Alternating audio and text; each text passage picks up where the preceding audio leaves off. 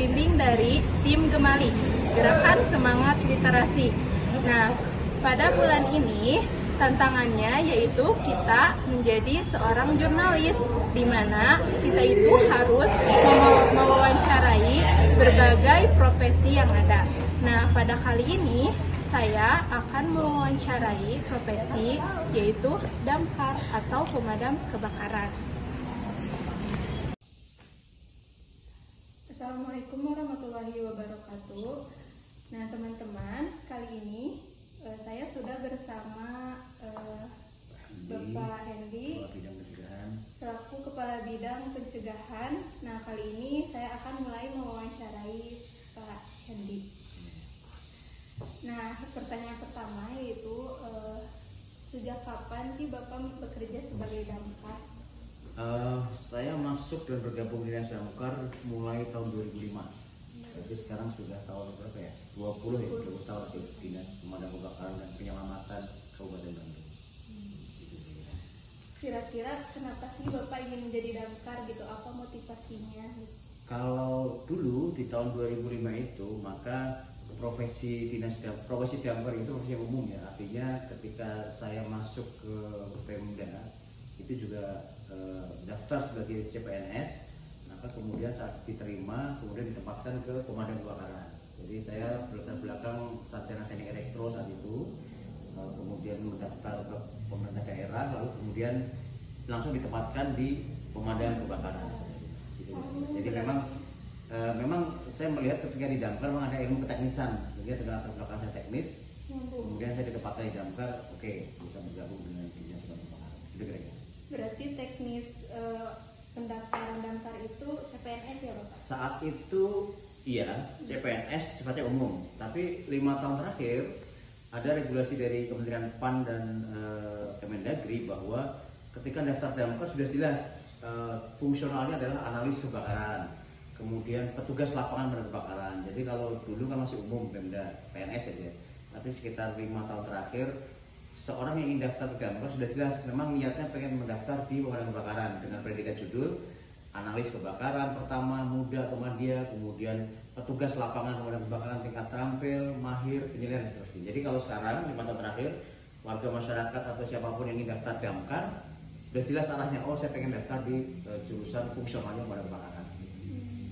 Apa ada ketentuan gitu, harus pendidikannya harus apa gitu? Ya, di damkar itu sementara dikategorikan dua jenis pegawai gitu ya.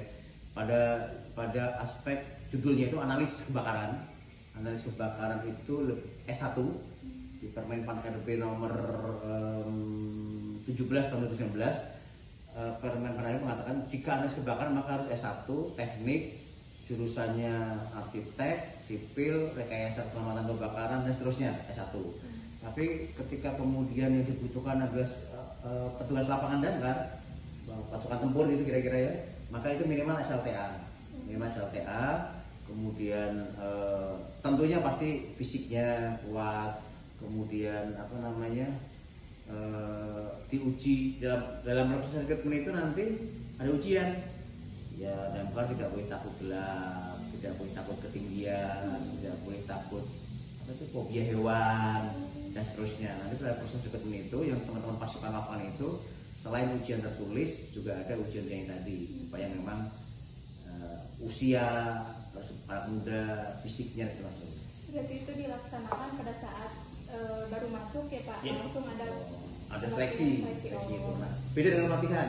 Setelah dia masuk nanti ada pelatihan dasar pemadam kebakaran, basic firefighter 1, basic firefighter 2 dan seterusnya nanti ada. Nah kan Bapak kalau kita kenal gitu ya di masyarakat, damkar ini tuh tugasnya itu bermacam-macam gitu. Tapi sebenarnya job desk-nya itu apa saja gitu? Baik, di damkar di Indonesia ini diatur di Undang-Undang Nomor 23 2014, ada beberapa regulasi turunannya di Permendagri. Tugas damkar ada 5 yang sering kita kenal dengan Panca Dharma Pemadam Kebakaran. Panca kan 5 ya, Panca Dharma. Yang pertama pencegahan dan pengendalian kebakaran. Jadi contoh tugas kami pemadam kebakaran. Yang ketiga penyelamatan. Nah, penyelamatan itu bisa penyelamatan kebakaran dan non kebakaran. Yang kebakaran berarti kalau ada kebakaran, pasukan damkarnya datang, pasukan penyelamat, kita sebutnya rescue, itu juga datang. Tapi ketika rescue atau penyelamatan non kebakaran yang tadi ada kucing kecemplung sumur, kucing nangsang di pohon, burung hantu nangsang di kabel, biawak masuk rumah dan sebagainya. Rata-rata per tahun itu ada 1000 kali penyelamatan non kebakaran. Nah, yang keempat, pemberdayaan masyarakat. Dalam masyarakat itu kami petugas damkar melatih warga masyarakat, kader posyandu, kader PKK, DKM masjid, pemadam bus to school, pemadam bus to pesantren. Kita melatih masyarakat penyuluhan. Nah, yang kelima adalah penanganan B3, bahan berbahaya beracun. Jadi kalau ada industri, ada tumpahan minyak, tumpahan H2SO4, tumpahan HCl, beresiko kebakaran, damkar untuk menangani pada konteks B3. Ada 5, panca dharma pemadam kebakaran. Nah Bapak, kan tadi banyak sekali ya tugas dari damkar itu, penyelamatan dan sebagainya gitu. Adakah tugas yang paling aneh atau yang paling berkesan lah gitu selama Bapak menjadi damkar? Yang paling berkesan, satu, jika urusannya kebakaran, maka yang paling berkesan ketika ada kebakaran hutan. Masih ingat Ibu Guru, adik-adik, teman-teman, kebakaran hutan di Gunung Puntang sekitar 2019, bersamaan serentak kebakaran hutan di Kawah Putih. Nah itu luar biasa, itu titik apinya itu jauh dari tempat terakhir berhentinya mobil damkar, hingga jauh. Kemudian pasukan kita harus standby berhari-hari di situ. Kemudian susah dipadamkan, sumber air sulit dan sebagainya. Itu kalau kebakaran hutan. Kalau urusan kebakaran yang paling berkesan kebakaran hutan. Pada aspek kebakaran juga yang paling berkesan ketika penanganan kebakaran lebih dari 12 jam. Kita pernah dari jam 12 siang sampai jam 1 dini hari di TKP. Masih belum padam. Kebakaran tekstil daerah Kopo. Kemudian kebakaran besar di Bantuan di Bandung Barat. Itu bahkan 3 hari kita. Jadi sahur di lokasi, apa tuh kalau rumah itu buka di lokasi, tidurnya kami gantian pakai kardus di dekat mobil dan sebagainya. Itu berhari-hari kita memadamkan, termasuk juga yang sampai 12 jam, 24 jam, itu yang aspek kebakaran yang paling berkesan. Yang kedua, ketika penyelamatan, yang paling berkesan apa ya? Yang lucu dan unik ada. Tiba-tiba ada masyarakat melaporkan bahwa kunci motornya hilang. Kunci motor hilang, sehingga motornya bisa dipakai, panggil damkar. Kemudian ada warga sedang parkir di depan sebuah Indomart, dompetnya jatuh ke gorong-gorong, panggil damkar. Kemudian apalagi itu kemarin itu, burung hantu nangsang di kabel di Pemda sekitar 7-6 tahun yang lalu. Ada burung hantu nangsang di kabel Pemda. Kemudian warga masyarakat atau orang PNS melaporkan, damkar, kami evakuasi siang hari burung hantu ya. Kami evakuasi, saya bawa ke kantor, kemudian sorenya kita kan kasih makan burung hantu, bukan makan biasa ya, daging ya.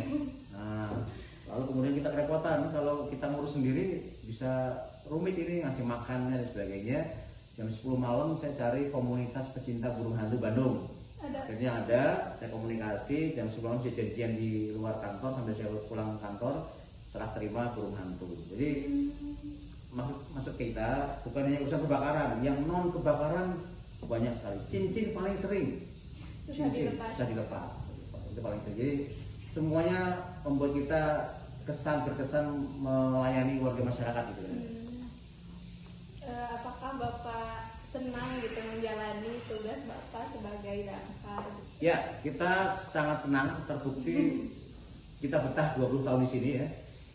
Salah satu yang memotivasi kita yaitu menjadi seorang petugas damkar itu adalah sang penolong gitu ya, sang penolong. Bukan hanya urusan kebakaran. Ya. Kalau hanya kebakaran lah kita sudah tempur tiap hari, terkunci dari luar panggil damkar. Itu bagi kita sifatnya menolong.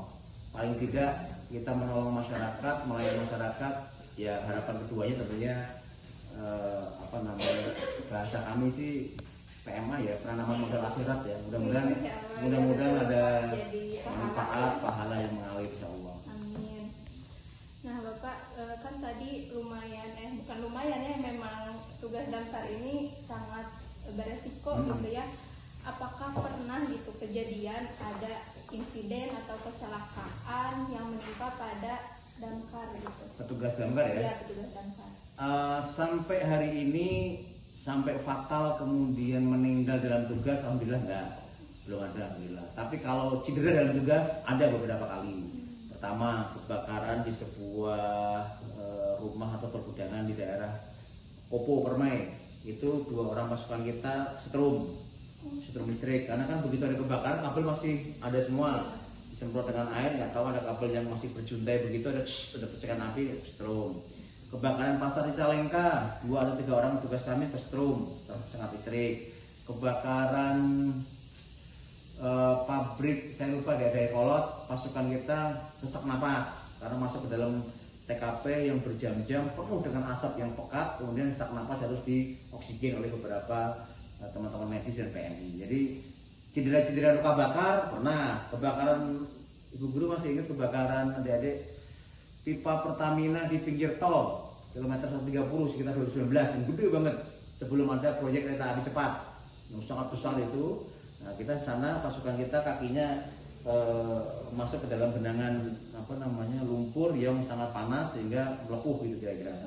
Jadi kalau cedera-cedera ringan sering dialami tugas damkar, dari mulai pingsan, luka bakar dan sebagainya. Tapi alhamdulillah secara totally tidak ada yang sampai fatal. Kira-kira apa saja sih upaya Bapak untuk menghindari resiko-resiko tersebut gitu? Apakah memang sudah ada SOP-nya untuk menjadi seorang damkar gitu untuk menghindari resiko-resiko tersebut? Oke, baik. Yang pertama secara sumber daya manusia, pasukan damkar selalu diupgrade keterampilannya, latihan. Ada mekanisme diklat pemadam dasar 1, diklat pemadam dasar 2, dan seterusnya. Ada 16 jenjang diklat damkar di Indonesia yang harus diikuti teman-teman pada bidangnya. Yang kedua, di dalam internal kita, pimpinan kita, Pak Kadis senantiasa mengupayakan adanya internal training untuk menjaga keterampilan dan kesiagaan pasukan dengan diklat-diklat, latihan-latihan dan sebagainya supaya terpelihara. Yang ketiga, dari aspek sarana prasarana, pimpinan kita, dinas kita, pasukan damkar selalu dibekali dengan APD, alat pelindung diri, helm, fire jacket, safety shoes, safety gloves, safety goggle dan seterusnya. Tujuannya untuk melindungi badan dia ketika menolong orang sehingga dia aman dari resiko-resiko yang tadi. Walaupun tadi pada faktanya ada hal-hal yang uncontrol, tidak terkendali, kena stroke dan sebagainya. Tapi paling tidak upaya-upaya APD, kemampuan petugas itu sudah dilakukan. Nah, Bapak kan kalau damkar itu kita tahunya berarti kalau ada yang memanggil saja ya, gitu, atau berarti mohon maaf ya, pengen tahu aja ini mah kepo gitu. Kalau misalnya tidak ada tugas atau tidak ada kebakaran, apa sih gitu yang dilakukan sama damkar? Karakteristik tugas damkar ada beberapa karakteristik kinerja. Yang pertama, kalau di bidang pencegahan maka anggota saya, staf saya di pencegahan, kepala seksi sama stafnya itu yang pertama tugasnya memeriksa bangunan gedung, pabrik, hotel, mall, restoran, rumah makan, SPBU. Kita periksa apakah mereka memiliki alat pengendali ringan, apakah aparatnya sudah benar, apakah hidrannya berjalan, apakah sprinkler detektornya berkinerja. Jadi tiap hari mereka ke lapangan. Sisi yang lain, tim saya juga di pencegahan, juga ke lapangan untuk memberikan penyuluhan kepada warga masyarakat. Contoh hari ini tim saya sedang ke Indonesia Power Kamojang. Nah, mereka melakukan pelatihan kepada teman-teman security dan karyawan pabrik Kamojang. Kita pernah melatih di PT Ceres, PT Garmen, PT dan sebagainya, perusahaan-perusahaan. Hotel kita latih. Tujuannya mensiagakan mereka jika terjadi kebakaran. Kita juga membentuk relawan damkar dan penyuluhan. Jadi tim kami yang pencegahan, yang staf yang bukan pasukan, itu penyuluhan ke desa-desa, ke kelurahan, kecamatan untuk memberikan mengedukasi kepada masyarakat cara-cara jika terjadi kebakaran. Nah, yang kedua, bagi pasukan piket. Nah, kita harus ada piket 24 jam, harus ada pasukan piket. Jadi kalau ibu guru jam 1, jam 11 malam ke damkar pasti ada yang piket. Yang piket. Nah, ketika pasukan piket, dia piket, tidak boleh meninggalkan piket pos sampai pergantian Rebu berikutnya. Sehingga mereka lah yang siap siaga jika terjadi kebakaran, jika terjadi panggilan penyelamatan, jika terjadi panggilan darurat lainnya. Pertanyaannya, bagaimana pasukan jika tidak ada panggilan? mereka melakukan olahraga, pembinaan fisik. Kayak tadi barusan lihat ya, sedang ada latihan membina fisik, ini juga ada latihan menjaga fisik, membaca, siap siaga. Jadi tidak pernah ada kalimat kalau nggak ada kebakaran, Damkar santai, enggak, Damkar santai enggak. Bayangkan ada 600 kali kebakaran per tahun gitu kira-kira. Iya. Oke. Ya mungkin alhamdulillah gitu ya.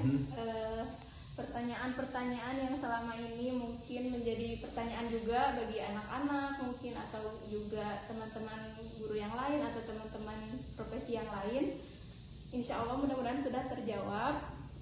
Saya ucapkan terima kasih banyak kepada Bapak Hendy, teriring doa jazakallahu khairan katsiran.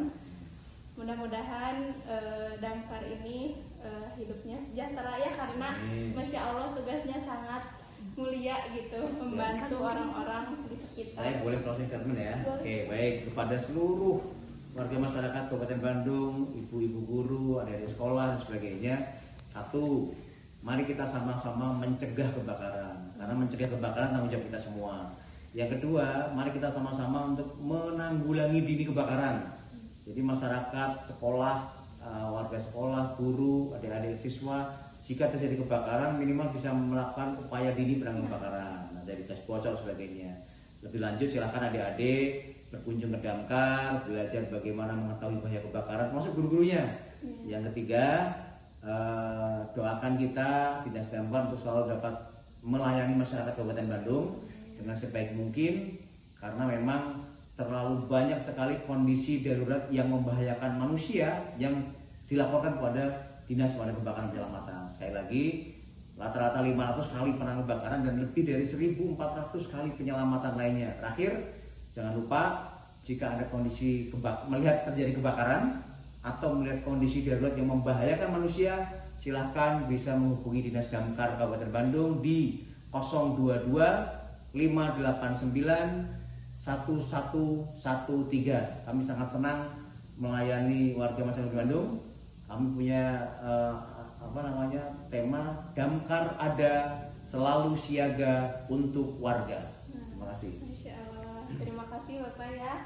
Teman-teman, mungkin kalian sudah mendengar tadi ya wawancara dari kami berdua gitu ya. Masya Allah, Bapak memberikan penjelasan yang amat jelas gitu, sehingga kita bisa lebih mengenal gitu bagaimana sih gitu profesi Damkar ini gitu.